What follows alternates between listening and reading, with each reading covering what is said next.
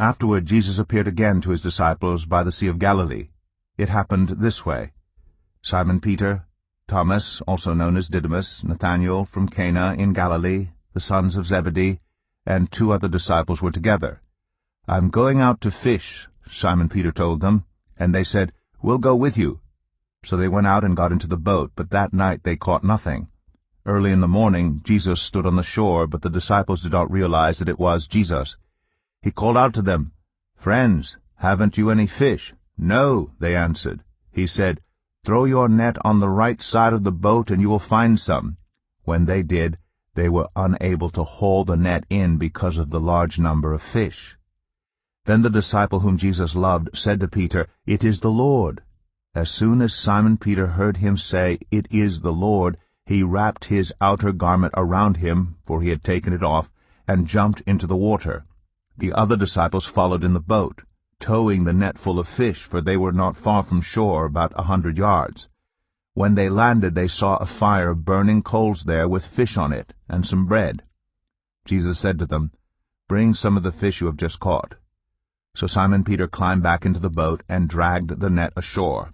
It was full of large fish, 153, but even with so many the net was not torn.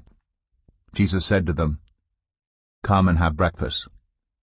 None of the disciples dared ask him, "Who are you?" They knew it was the Lord. Jesus came, took the bread, and gave it to them, and did the same with the fish. This was now the 3rd time Jesus appeared to his disciples after he was raised from the dead.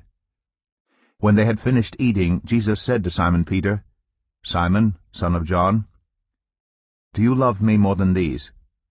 "Yes, Lord," he said, "you know that I love you." Jesus said, "Feed my lambs." Again Jesus said, "Simon, son of John, do you love me?" He answered, "Yes, Lord, you know that I love you." Jesus said, "Take care of my sheep." The 3rd time he said to him, "Simon, son of John, do you love me?" Peter was hurt because Jesus asked him the 3rd time, "Do you love me?" He said, "Lord, you know all things. You know that I love you." Jesus said, "Feed my sheep. Very truly, I tell you, when you were younger you dressed yourself and went where you wanted, but when you are old you will stretch out your hands and someone else will dress you and lead you where you do not want to go." Jesus said this to indicate the kind of death by which Peter would glorify God. Then he said to him, "Follow me." Peter turned and saw that the disciple whom Jesus loved was following them. This was the one who had leaned back against Jesus at the supper and said, "Lord, who is going to betray you?" When Peter saw him, he asked, "Lord, what about him?" Jesus answered, "If I want him to remain alive until I return, what is that to you? You must follow me." Because of this, the rumor spread among the believers that this disciple would not die.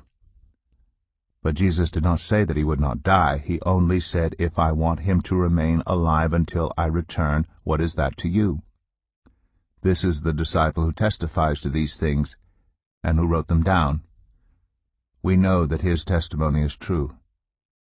Jesus did many other things as well.